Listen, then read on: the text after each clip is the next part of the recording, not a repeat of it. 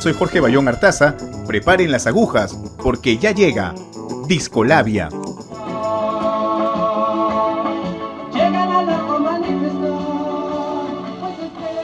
Amigos y amigas, ¿cómo están? Tengan ustedes la más cordial bienvenida a una nueva edición de Discolabia. El día de hoy tenemos un invitado de lujo, un personaje del mundo musical y artístico de nuestro país, miembro fundador de una de las bandas más emblemáticas del rock nacional. Estamos hablando de Tavo Castillo, miembro de Frágil. Tavo, ¿qué tal? ¿Cómo estás?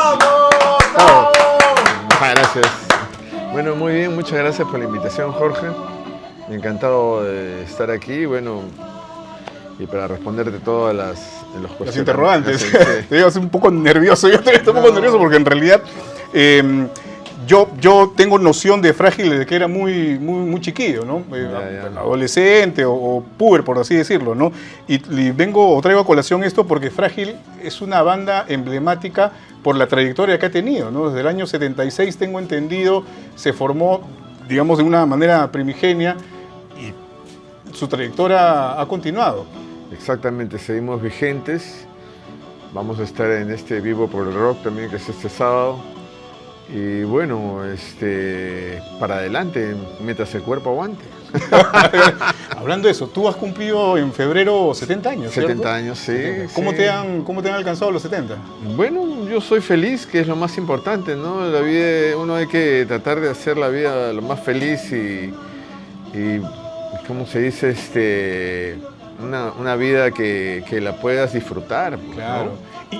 Y ese disfrute de la vida, en tu caso, a los 70, ¿en qué lo encuentras, por ejemplo? Bueno, principalmente en mi familia y en la música. Uh-huh. Y la música me da muchas satisfacciones. Me ha dado y me sigue dando muchas satisfacciones y mi familia, igual, ¿no? O sea, la felicidad es algo muy simple, pero que hay que saber valorarlo y darse cuenta, ¿no? Claro. ¿Tu familia es numerosa? Relativamente, no tanto, pero sí, no me puedo quejar. ¿Y cómo se ha combinado a lo largo de los años esta faceta del músico, el integrante de una banda tan reconocida como Frágil, no sé, las presentaciones, la gira, los viajes, con el tema familiar, por ejemplo? Bueno, para esto es muy importante, la puntería. Yo apunté a mi mujer, Marilyn Willis. Claro, Marilyn Willis Rojas, de la cual sigo enamorado. Tenemos toda una vida juntos. ¿Cuántos años tienen de casados ustedes? 46 años. Wow. Sí. ¿La edad de Frágil, más o menos? Más o menos, sí. Sí. Bueno, y ella es una persona muy especial, ¿no? Entonces ha podido ser la compañera ideal para mi vida y para su vida, ¿no? O sea, es como un cable a tierra, podrías decirlo así. Claro, es mi punto a tierra, ¿no? Y es una balanza, ¿no? O sea, la relación en pareja es una balanza en la cual uno tiene que saber cuándo ceder y cuándo imponerse, ¿no?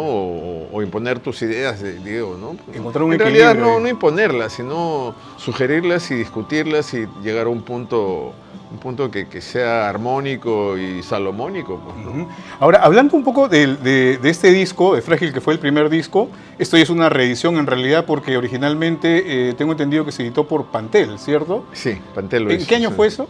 Eso fue en el año 80, o entre fines de los 80 y comienzos del 81. ¿Y cómo así lograron grabar un disco bajo digamos, el apoyo de Pantel? ¿Cómo fue ese proceso? Bueno, eso fue muy fortuito, ¿no? Una casualidad de la vida, creo yo. Porque, como las grandes cosas. Sí, llegaba a su fin, creo, el gobierno de Morales Bermúdez. Ya, Morales Bermúdez. Y comenzó a devolver a los empresarios las empresas que habían sido quitadas por el gobierno militar, ¿no? Dentro de ellos estaba Panamericana Televisión, entonces vinieron los dueños con sus hijos. Uh-huh. Y de pronto yo recibo una llamada de Arturo Delgado, pastorino, y me dice que había hablado con mucha gente y le habían dicho que nuestro grupo era muy interesante y que querían ir a un concierto. Nos invitamos al concierto, Y después nos volvieron a llamar y nos pidieron una reunión en la famosa casa de Paupa, que estaba ahí arriba, ¿no? En la Molina, ¿no? En un estimado ser, sí. Y nos propusieron hacer un disco y ser nuestros managers. Bueno, entonces ¿Ustedes estaban buscando hacer un disco o no? ¿O fue realmente fortuito? Sí, estaban tratando de claro que grabar sí, algo. pero estábamos justo en la chancha para hacer un disco. Entonces, la gran tragedia de todos los grupos peruanos. los conciertos eran producidos y generados por nosotros, ¿no? Que era muy difícil en esa época porque el rock estaba completamente prohibido, ¿no? Claro. Y nosotros para los permisos no le poníamos rock, le poníamos música contemporánea, ¿no? Más elegante. O En más realidad, inofensivo. era uno de los títulos que nos hacían pasar nomás, ¿no? Como no lo entendían, música contemporánea. No sé si tú llegaste a ver este documental Rompan Todo, en el que se aterriza de manera, me parece muy clara, esta idea peligrosa que tenían en esa época, en los 60s o 70s, varios gobiernos de Sudamérica, sobre todo, respecto al rock, porque sentían ese temor de que movía más, o sea, movía a la juventud y eso no se podía controlar finalmente. ¿Cómo lo viviste tú, por ejemplo? Bueno, fue fuerte, ¿no? En un momento nosotros, como gente que amaba la música y estaba metida dentro de la música, teníamos toque de queda, ¿no? Y para reunirnos, que estaban prohibidas las reuniones, pero nosotros nos reuníamos igualito. Nos íbamos de Breña a Pueblo Libre rampando a veces, ¿no? Rampando, escondiéndonos. Fue una aventura. Porque no sé si era a las 11 o a las 12 el toque de queda, ¿no? Y nosotros nos íbamos hasta Pueblo Libre a la casa de un amigo, Cecil Shinke, que tenía los últimos discos le llegaban de Japón. Wow. Y de pronto tenía una especie de sótano en su casa, ¿no? Donde podíamos escuchar, no se escuchaba nada afuera. Entonces nos quedamos toda la noche hasta el día siguiente. Una guardilla rockera. Hasta el día siguiente. Ahí fue también el sitio que casualmente conocimos a Andrés, ¿no? En algún momento, ¿no? Cuando estábamos buscando un cantante y él estaba por formar una banda con este amigo Cecil Chingue, que también era un tecladista. De pronto él le dijimos que estábamos buscando cantante. ¿Y ustedes qué tocan? ¿No? Dijo, nosotros tocamos Yes, Yenes, un poco progresivo, pero ustedes tienen esas raíces, ¿no? Y me dice, ¿Yes? No, ¿qué van a tocar Yes ustedes, no? Y de ahí nos contó también una historia que él había estado en San Francisco meses atrás y había ido a una discotienda que era gigantesca, ¿no? Y le dice, ¿puedes darme un disco de jazz? ¿No? Pero como no le entendió bien, le dijo, ya, sí, agarró y le dio un disco de Yes. De Yes, en vez de Yes. Sí, creo que le dio el Close to the Edge. Ya, el de la portada verde. Sí, y de pronto se lo llevó, ¿no? Le gustó y se lo llevó. Entonces, no creía, ¿no? Entonces, bueno, le dijimos, sí, te inventamos un ensayo, ¿no? Ya. A ver, apréndete estos dos temas y, bueno, total, llegó, perfecto. Le gustó cómo tocábamos y ahí comenzó toda la historia. Todo, ¿no? Sí. Ahora, la historia, digamos, en general de Frágil, podríamos decir que tuvo un punto de partida cuando tú te mudaste a Breña, a la casa de tu abuela, en Yoruba, donde vives tantos años, casi toda la vida. No, bueno, en realidad sí, pero no. Porque yo en realidad no he vivido toda la vida en la casa de mi abuela, sino he vivido en Miraflores con mi madre, donde formé mi primera banda. ¿Cómo se llamaba la primera banda? Burbuja Azul. Burbuja Azul. Sí, que era como con gente del Pestalozzi. Yo vivía cerca más o menos de Pestalozzi ¿Y hacían también progresivo? No, hacían rock clásico. Rock clásico, ¿no? Pero ahí aprendí mucho porque escuché muchos hijos que no tenían ni idea que existían, ¿no? Y bueno, fue un aprendizaje y luego en mi casa ensayábamos y nosotros ya teníamos el nombre Frágil porque habíamos tocado en varios sitios como banda, pero nos faltaba un cantante. Siempre invitábamos cantantes foráneos que venían por acá, que eran amigos, ¿no? Y de ahí cuando conocimos a Andrés, bueno, como que la banda tomó forma, ¿no? Claro. Tomó forma porque él encajó perfecto, ¿no? Aparte que era histriónico, Claro. él sabía manejar. Combinaba mucho este tema precisamente del histrionismo con la música, Claro, con la claro. cuestión vocal propiamente. Y ¿no? nosotros teníamos la idea de hacer algo parecido a una multimedia, Ya. o sea, el teatro, la pintura, la música, todo que esté dentro de un Claro. show, que era lo que decía más o menos Genesis, Claro, ¿no? Genesis. Genesis decía algo Bowie de también eso, tenía ¿no? algo de eso, pues, ¿no? ¿Quién? David Bowie también Claro, tenía una puesta también en desde un escena. principio, claro que sí, ¿no? Claro. Sí. Entonces, calzó perfecto él, pues, ¿no? Era vos. Ahora, justo para retomar lo de Breña, entonces tú vivías en Miraflores y de ahí pasas yo me iba todos los fines de semana a la casa de mi abuela. a Breña. Siempre estuve en Breña, Ya. pero cuando mi madre se volvió a casar, yo vivía entre Miraflores y Breña, ¿no? Y ahí conociste a la mayor parte de los integrantes de Frágil. Claro, todos eran de Breña. Chucho Y Valderrama, menos César Bustamante. claro, Ya. Harry Antón en un principio, el que habla, ¿no? Y también Andrés, que era de Barranco en esa época, Ya. ¿no? Vivía en Barranco, ¿no? Se daba todo su trip de venir de Barranco para los Barranco, ensayos y todo claro, eso. claro. Que era, en esa época también era, claro que ahora es peor, ¿no? Por la cantidad de carros que hay, pero Claro. antes también era. Tú que has vivido tanto tiempo en Breña y de hecho digamos que ahí se consolidó la agrupación, si te preguntara cuál es el espíritu de Breña, por ejemplo, del barrio, de ese lugar donde has vivido tantos años. Bueno, es la amistad, ¿no? La amistad entre familias que conoces de tantos años, que las ves todos los días de tu vida, ¿no? Para mí es como el alma mater, no sé, o sea, yo sigo encontrándome con mis amigos en la esquina. Claro. O sea, Breña tiene eso. Yo viví casi Claro. 5 años en Breña, ahí en Pomabamba, que estoy muy cerca de tu Claro, casa. claro que sí. En la Quinta del Carmen, pues una Claro quinta que sí, tradicional. claro ¿no? que sí. Tiene más de 50 años, me Claro parece. que sí. Y tiene eso precisamente. Breña tiene ese olor, no sé, del picante, de la amistad. Claro, Es una atmósfera distinta. No se pierde eso, ¿no? Que eso es digamos, es un barrio verdadero, ¿no? No es como ahora que tú ya no conoces a tu vecino. Claro. Puedes por estar los hasta en edificios. un edificio y no sabes quién es el que está a tu costado, ¿no? Claro. ¿No? Porque ya no hay un interés, ya las familias no se conocen. Yo soy ahí desde que habían 4 familias en el barrio, ¿no? Claro. 4 familias nomás. Entonces, Interesante. mi familia, yo era un poco más chibolo, ¿no? Sí. Ahora, tú estudiaste música, ¿no? Estudié En el 4 años. conservatorio. 4 ¿4 años. años? Sí, 4 años. Estuve 2 años, lo dejé, volví a presentarme. Ya. En el conservatorio. En el conservatorio voy a presentarme y me volvieron a dar, digamos, me volví a ingresar Ya. y me quedé 2 años, pero la enseñanza era demasiado lenta Ya. y nunca me dieron lo que yo pedí, que era estudiar composición. Siempre fue un estudio alternativo para ser profesor. Ya. Y yo no quería ser profesor de música, yo quería ser compositor. Compositor. Bueno, que lo he sido y lo sigo siendo, ¿no? Pero los cursos que me interesaban jamás los tuve, ¿no?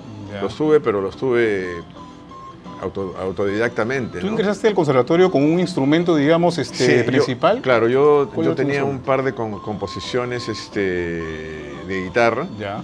que las hice y me aceptaron por eso, ¿no? Las llevé escritas y todo eso, ¿no? Y la segunda vez llevé otras escritas también y que no creían que yo las había hecho. ¿Por qué motivo? No sé, ¿Por qué? porque estaban, ¿Qué tipo porque de- eran buenas, de eran canciones? buenas, Eran buenas. O sea, eran clásicas, ¿no? Ya, Clásicas, pero con mucho de folclore, tal Ya, vez, ¿no? ya. Entonces, no sé, no me acuerdo quién fue el que dijo que no creía que yo lo había hecho. Le dije, bueno, no me interesa si me creen o no, yo soy seguro que yo lo he hecho, ¿no? Entonces, Claro. y el otro, que era Iturrizaga, creo, Iturriaga, no me acuerdo, uno de los directores, y le dijo, no, está bien, yo sí le creo, yo sí te creo. Y el otro se lo quedó mirando, bueno, está bien, entonces pase afuera, después lo vamos a llamar.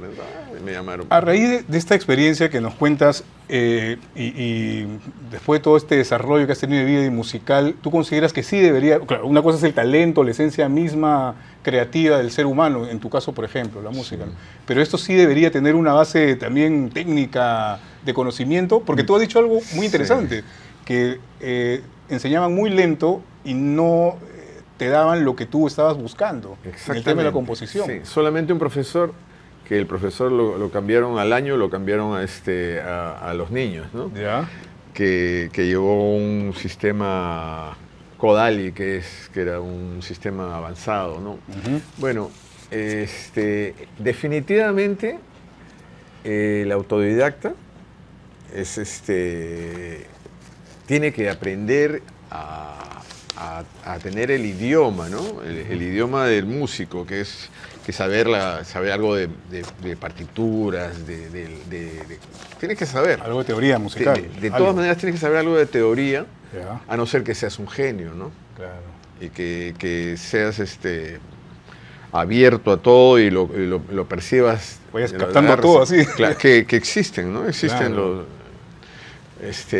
Pero yo considero que sí, el estudio es importante, pero una vez que, digamos, tú ya crees que tienes lo necesario, hay que agarrar todo lo que has aprendido, tirarlo a la basura y trabajar con esto y con esto. Con el corazón. Nada más. Nada más porque de lo contrario te vuelves un autómata. Pues, ¿no? Claro. Como digamos, hay muchos músicos de orquesta que si tú le quitas el papel no saben dónde están parados. Pues. Porque finalmente, claro, la música, como cualquier expresión del arte, es una cuestión de la esencia humana, ¿no? Nos claro hace, que sí, nos diferencia claro, finalmente, claro. nos hace humanos, ¿no? El arte creativo. Tavo, tengo este disco de Yes, que es uno de tus grupos que tengo entendido te gustan. Yo, claro. ¿sabes qué? Pensé que Frágil había salido, no sé, o de repente sí o de repente no, de este disco, el nombre de la agrupación. Sí. ¿Sí? Ah, mira. Sí, porque mira, esto estaba puesto en digamos, esta foto. Ya. Esta foto estaba puesta en la pared de la sala donde ensayábamos. Ya. De pronto llega un amigo, cuando nosotros ensayábamos y tocábamos un par de estos temas, ¿no? Y de pronto nos dice, los quiero invitar a un concierto, a que toquen abriendo a una banda. Ya. Esta banda era Toilet Paper, ¿no? Era un bingo del Colegio La Salle. Nosotros nunca habíamos tocado delante de nadie más ya. que nosotros. ¿Cuántos y años algunos tenía? amigos. Teníamos juntos 2 años tocando, Ya. ¿no? Y de pronto nos dice, bueno, pero no tenemos nombre. Estamos vacilando, queríamos llamarnos Fósil, ¿no? Fósil. Buen nombre también, ¿eh? Sí, bueno, Fósil era nuestro, digamos, pero el pata, no, muy tosco, me dice, mira, sí, dice, ustedes se van a llamar Frágil, así como dice, claro, ¿no? Frágil, ¿no? Así. Pero no nos gusta en inglés, ¿no? Porque al fin nuestra meta es hacer nuestra música en castellano, en nuestro idioma. Ya, entonces Frágil, ya. Claro. Y nos llevó y tocábamos, nos fue bien, entonces de ahí comenzamos a tocar en todas partes, ¿no? Donde nos llamaban gratis o lo que sea, pero tocábamos, la onda era tocar, ¿no? Tocar. Y así comenzó, así fue el nombre, ¿no? Así empezó el nombre. Mira, pues, ¿no? Voy a mostrarlo acá en la cámara para que puedan ver las personas que nos ven. Tengo una referencia de este disco de Yes, una banda de rock progresivo Frágil, ¿no? Bueno, y otra de las cosas importantes era el sentido de la palabra, ¿no? Claro. O sea, Frágil es un niño, es un vidrio, una copa, es un sentimiento, ¿no? Y nos iba muy bien a nosotros porque nosotros éramos un grupo de gente que se juntaba siempre a escuchar música. Ya. Entonces, y abrir los discos, era todo un ritual, ¿no? Entonces, pero este sentimiento, cuando estábamos todos pegados, de pronto tocaban la puerta así, Tavo, te llaman, y se rompía, pues, ¿no? Claro, se rompía. En pleno éxtasis, así, en nirvana musical. Era un sentimiento frágil. Claro. ¿No? Entonces bueno, nos caía perfecto a nosotros. Qué buena descripción, digamos, de eso, incluso de esos momentos has hablado al inicio de la felicidad. Que son momentos, ¿no? Claro, y en esencia son frágiles. Claro porque que son sí. solamente pedacitos de tiempo, de vida. Imagínate si pudiéramos ser felices 24 horas al día, ¿no? Aburrido, 24 ¿no? por 7.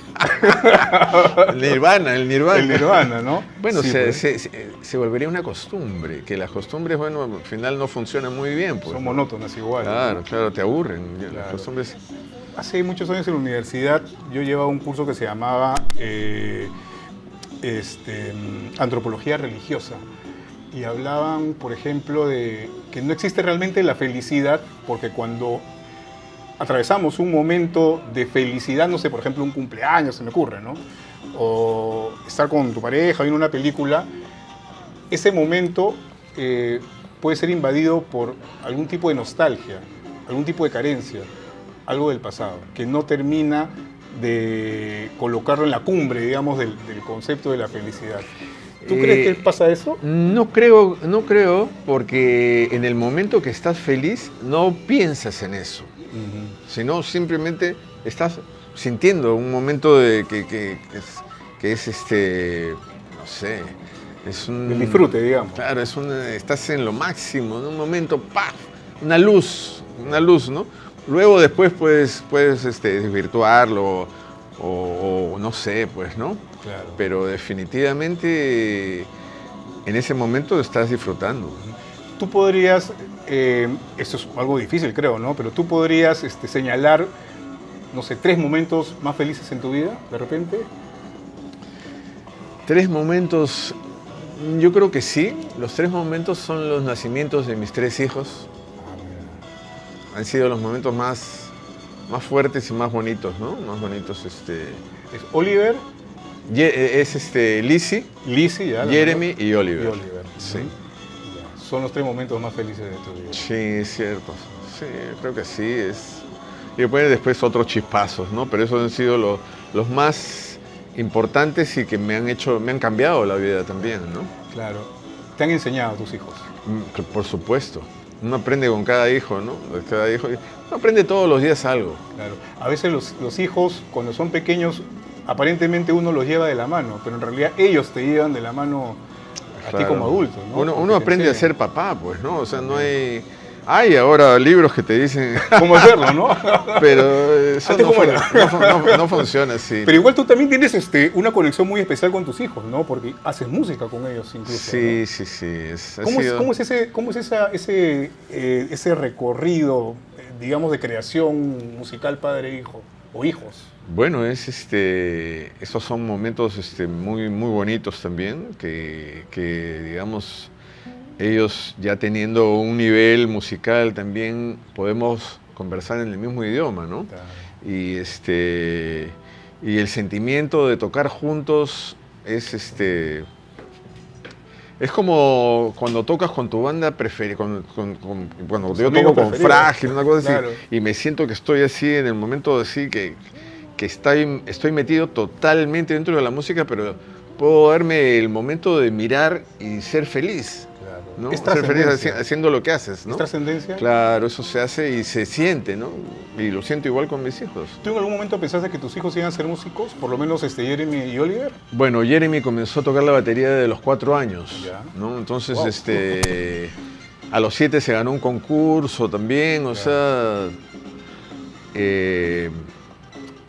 yo creo que indirectamente sí. Mira, mi hija es melómana. Le encanta la música, pero no toca ningún instrumento, ¿no? En un momento quiso tocar la flauta, pero no tenía, digamos, la constancia, ¿no? Eso también es importante. Claro, tener constancia y amar el instrumento. Si lo amas de un momento y te atrapa el instrumento, bueno, para adelante, ¿no? Tiras para adelante. Pero si no, ella era feliz con eso y con sus... Ella le encanta, ella le gustan los trapos, diseña, lo holístico, también hace sus aceites. Y bueno, ella es feliz, ¿no? Feliz haciendo lo que quiere, ¿no? Igual mis hijos aparte también tienen sus carreras, ¿no? Eso fue lo que yo les dije, ¿no? Está bien, muy bien, con su madre luchamos para eso, ¿no? Que está bien que quieran ser músicos, pero que terminen sus carreras y ellos decidan luego de eso, ¿no? Claro. Y poco a poco ellos tienen su empresa y encima tocan por aquí, por allá Por y lados. se vacilan un montón, pues, ¿no? En tu caso, por ejemplo, cuando eras adolescente, a los 17 años, con todo este devenir, recorrido musical, la patota, los amigos, las tocadas, las creaciones, la música en general, ¿tú querías ser músico? ¿Querías hacer música? ¿Estabas convencido de esa vida? ¿O en algún momento dijiste, no, en realidad esto no me va a llevar a nada? Yo estuve convencido de que tenía 15 años. 15 años. Sí, la música era lo mío. Yo decía, la música es lo mío. Me encerraba en mi cuarto y sacaba todo lo que podía, o sea, de los discos que tenía, ¿no? Yo tocaba guitarra en ese momento y tocaba todo el día. O sea, llegaba del colegio y me jalaban porque tocaba todo el día, ¿no? Tenía mi tocadisco y con mi guitarra. El proceso de sacar canciones en tu época, bueno, hasta en mi época también, era ese precisamente, ¿no? Con la grabadora. Esto con el disco. y la casetera, ¿no? Claro, También. Sí. Stop, retroceso, avance, retroceso y oído. No, y esto, ¿no? Y esto de acá también. He rayado mucho discos, ¿no? Me imagino. Claro, en ese trajín rayé un montón de discos. En comparación de, por ejemplo, de tu época, en esta escena, digamos, el Tavo adolescente, escuchando discos y sacando al oído una canción en la guitarra, a comparación de ahora, que uno busca en YouTube un tutorial y lo encuentra, ¿cómo evalúas ese proceso? Mira, todo es más práctico y más fácil, ¿no? Pero es lo mismo, porque trabaja tu cuerpo y trabaja tu mente y tu oído, ¿no? O sea, ¿No se pierde sustancia, digamos? En eso no. En eso no creo, ¿no? No creo. Digamos, en las facilidades que tienes, claro, ¿no? Digamos que es mucho más fácil, porque es más, si quieres, le puedes bajar el tono, le puedes bajar el tono, puedes bajar la velocidad para practicar despacito y después ir ganando velocidad, que antes no podías hacer eso tampoco, pues, ¿no? Entonces eran unos espartanos de la música. De todas maneras, pero bueno, lo lograbas, ¿no? Si tenías toda la vehemencia de hacerlo, lo lograbas. Ahora es más fácil, pero hay mucho nivel musical. Muy buen nivel musical aquí. O sea, nivel musical creativo, nivel musical técnico. A todo nivel. A todo nivel. Sí, ¿no? Sí, yo tengo un hijo de 16 años que está también metido en la música, toca en una banda y va a conciertos, y a veces lo he acompañado. Y sí, o sea, yo veo varios chiquillos adolescentes que tienen muy buenas cosas, buenas producciones. No solo adolescentes, hay gente que se dedica a digamos, el único problema es que en vez de abrirse espacios para la música, los alcaldes se han empecinado en cerrarlos. O sea, ¿Por qué pasa eso? ¿Por qué crees que pasa eso? Mira, tú que has tocado en... Mira, toda la vida la gente se ha quejado por el ruido. Desde que existe el hombre, creo, ¿no? Entonces, ahora los alcaldes, digamos, para no tener ninguna queja de los vecinos ni nada de eso, cancelan cualquier cosa. O sea, no puede ser que no promuevan, no promuevan la música, el arte, la pintura, el teatro, el arte.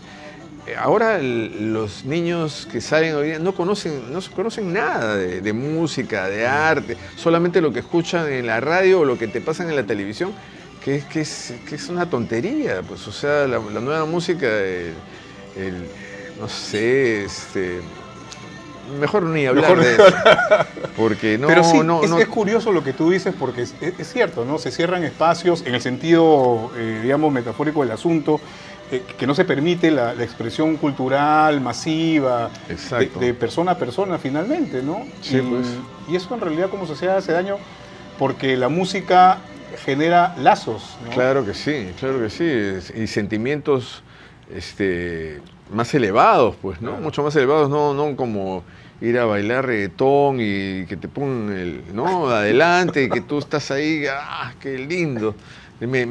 ¿No? O sea, el hombre... O sea, están solamente promocionando los sentimientos más primarios del ser humano, claro, ¿no? O primitivos. Más primitivos, claro. O sea, Tú Hace un momento hablaste, Tavo, respecto a el instrumento. Uno tiene que amar el instrumento o conectar con el instrumento. En Claro. tu caso, ¿cuál fue el instrumento que conectó contigo o el amor de tu vida como instrumento de repente? ¿Tienes un instrumento así? Mira, en realidad los amo a todos. ¿Cuántos instrumentos tocas tú? Tú eres muy Yo instrumentista. toco varios, ¿no? Pero digamos, el primero fue la guitarra, Ya. luego el segundo fue la flauta, ¿no? Traversa, flauta traversa. La flauta traversa. Y después una guitarra especial que la escuché justo con Jess Ya. en el Close to the Edge en You and I, Ya. que era una guitarra steel, que es como una guitarra hawaiana, ¿no? Tiene un claro, hilito que sí. la zona- Y esa, digamos, me enamoré de ella, ¿no? Y tengo digamos, la toco de alguna manera que nadie la toca, tal vez, ¿no? O sea, no la toco como la tocan, digamos, los hawaianos, Claro. ni nada. O sea, no... Harrison no, también tenía cierta predilección por ese es el slide guitar, ¿cierto?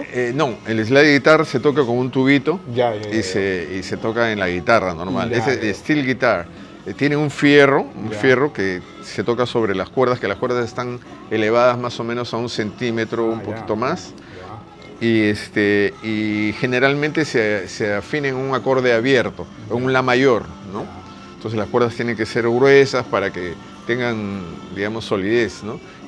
Para los que saben, la primera cuerda es 0,16, Ya. ¿no? Y normalmente usas 10, 9, ¿no? 10, 9, 11, ¿no? Entonces es una tensión bien fuerte, pero es para que, digamos, no se te vaya, no se chorree el sonido, ¿no? Claro, claro. ¿Y la flauta traversa? La flauta traversa ¿Qué es... dirías de la flauta traversa? Bueno, yendo a los conciertos de música sinfónica cuando era muchacho, pequeño, mi madre me llevaba y mi padre también. Entonces, siempre dentro de toda la orquesta había un instrumento que me llamaba la atención. Era la flauta traversa. Hasta que un día, no me acuerdo qué fue lo que escuché, pero era una obra donde la flauta traversa era, digamos, el instrumento predominante. Entonces me quedé pegado, ¿no? Años antes me había comprado, como sabía que se tocaba así, me había comprado en Chile una quenita, una quenita pequeña de fierro, así, Ya. que la estuve tocando por muchos años, o sea que, bueno, se la regalé a un amigo después, hasta que pude juntar para 3 años en realidad. Porque, sí, 3 años, en 3 años pude juntar para que me traigan una Yamaha, ¿no? Una Yamaha que fue la primera que le agarré el sonido a la primera. Entonces después tuve que aprender cómo ir a los agudos y muchas cosas que se van aprendiendo poco a poco. Supongo la que se escuchó digitación. Jethro Tull entonces. Ha sido Anderson. uno de mis, Hubiera traído un disco Claro. Jethro también. A mí también me gusta muchísimo. Focus también. Focus ¿no? también, claro. Focus también, ¿no? Muy bueno, ¿no? Claro. Y aprendí mucho, por ejemplo, a cantar tocando también, ¿no? Que tiene mucho más fuerza. Ian Anderson de Sí, Jethro sí, Tull sí, claro, tocaba con un claro. pie y parado, así, Claro, saltando. ¿no? es que lo que pasa es que él era fanático de yoga también, ¿no? Ya, mira, eso no sabía. Claro, eso es un era buen fanático dato. del yoga. Bueno, hasta que luego, después de tanto hacer eso, se le salía de esos sitios. Creo que ya en una edad madura también tuvo un accidente, así, por hacer esas piruetas. Claro, acá también, Creo acá que se sí, le ¿no? se le volteó todo el pie y salió después ya vendado en un sillón y se terminó el concierto, ¿no? Claro. Parecía una diva nomás en su sillón. ¿Por qué Pero- te gusta o por qué tenían esa inclinación de jóvenes adolescentes por el rock progresivo? ¿Qué encontraban en el rock progresivo que no encontraban, por ejemplo, en el rock and roll? Mira, el lo pop rock? que pasa es que cuando amas la música en general, lo bueno siempre te llama la atención. A mí la música clásica me encantó desde pequeño, ¿no? O sea, la Sonora Matancera, los huaynos, los huaynos huancaínos, por ejemplo, que Claro. son, cuando los escuchas sientes una fuerza así como una manada de elefantes si estuviera... Tienen un marco, en la Sierra Central tienen una peculiar manera de hacer música porque usan muchos vientos, ¿no? Saxos. Claro, los Y eso saxos es son un marco saxos, musical claro. muy claro. fuerte, en realidad, como tú dices. Claro, entonces es una mezcla, la música progresiva es una mezcla, digamos, de la música sinfónica con el rock. Ya, claro. Entonces, ¿por qué? Porque en esa época comenzaron a salir los sintetizadores y los sintetizadores emulaban los instrumentos clásicos, Claro. los violines, las trompetas, los saxos. Entonces, tú escuchabas de pronto un acorde, no había ningún violinista en el escenario y Y ahí escuchaba de mismo. pronto una orquesta completa, ¿no? Entonces, eso a mí me fascinó y entonces ahí fue donde comencé a tocar teclados, ¿no? Ya. Aparte que en la banda éramos todos guitarristas.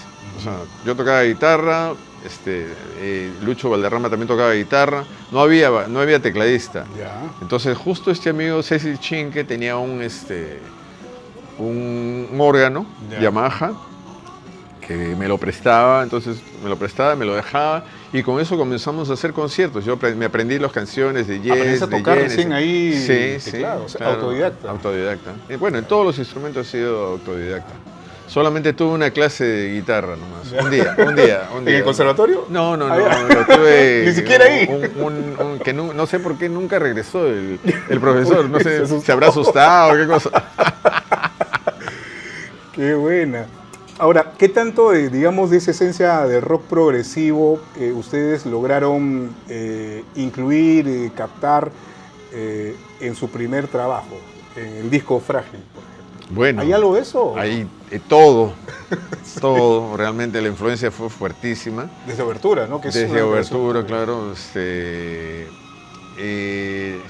Éramos fanáticos del rock progresivo en esa época, ¿no? Ahora, digamos, estamos regresando un poco más a nuestras bases, que era el rock duro, ¿no? Un gran fan, Rolling Stone. Grupazo, Bueno, Steely Dan era una de las bandas que tocábamos Ajá. también antes de comenzar a tocar lo nuestro, que era muy buena, ¿no? Que sigue siendo una de mis bandas favoritas, pero gran fan, los solos eran de Mark Farner eran... Gran fan era un power trio, ¿no? Lo que se conoce como power trio. Claro, sí, que bandaza, sí, ¿no? sí, sí, hasta que bueno, pusieron el tecladista, ¿no? Pusieron un Ahí sí, tecladista. como que se desinfló el asunto, Sí, porque sí.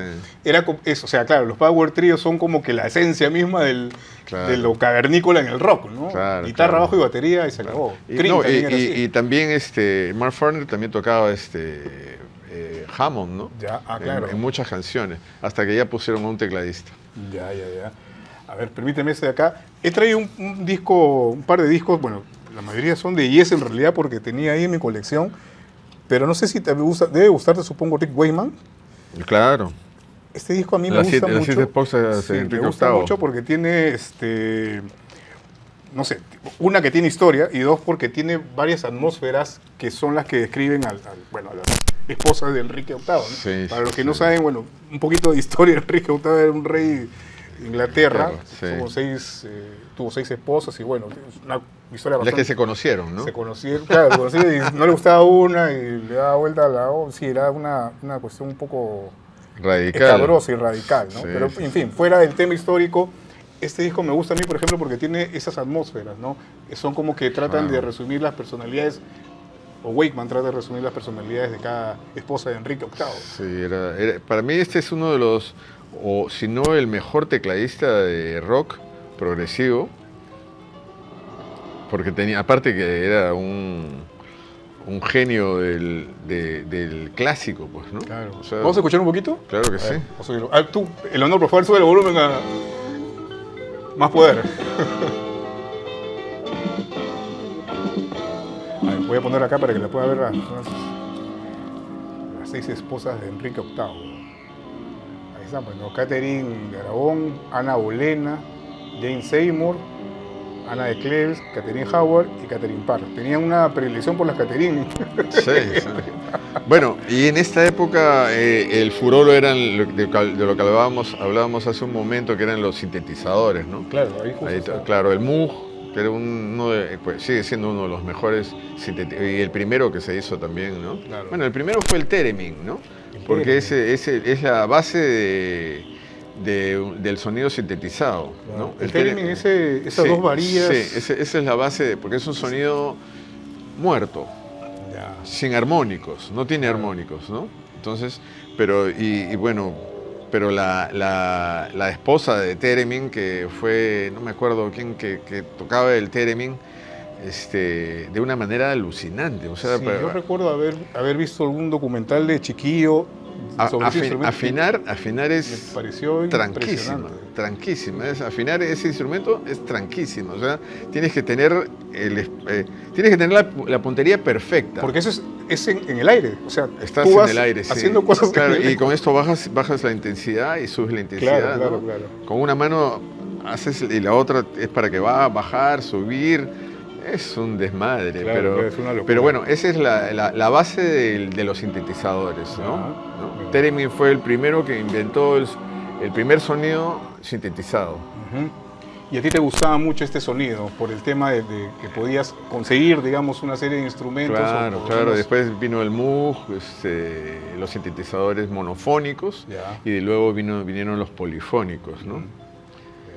Ahora, estábamos hablando del disco, el primer disco de Frágil, leí que ustedes, no es que no le tuvieran mucha confianza, pero no tenían como que la puntería puesta en Avenida al Arco, que es básicamente la canción probablemente más conocida de la agrupación. Claro, mira, lo que pasa es que esa canción nació nosotros ensayábamos en Miraflores en un estudio llamado RPM, que era que lo administraba el baterista de Traffic Sound, Lucho Nevares. Traffic Sound, grupazo también. Él nos brindaba el estudio de 9 de la noche a 5 de la mañana. Wow. O sea, y nosotros un horario de oficina invertido.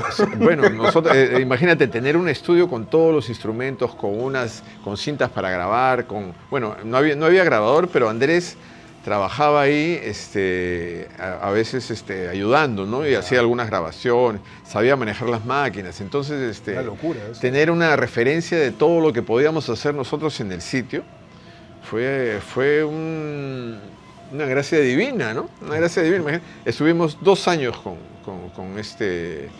hasta que, bueno, nos votaron.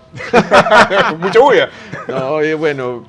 Pero el tema de Avenida al Arco, supongo que tiene referencias a esa época en la que me cuentas que estaban en este estudio en Miraflores.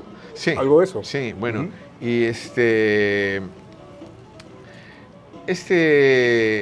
tema no le teníamos fe porque había salido así muy rápido, ¿no? Entonces, no tenía la esencia progresiva. Y era, digamos, era el menos progresivo de todos los temas que teníamos. Entonces era la Dolce Vita, ¿no? La Dolce Vita. Ese era el nombre, entre paréntesis, Viernes Sangriento. ¿No?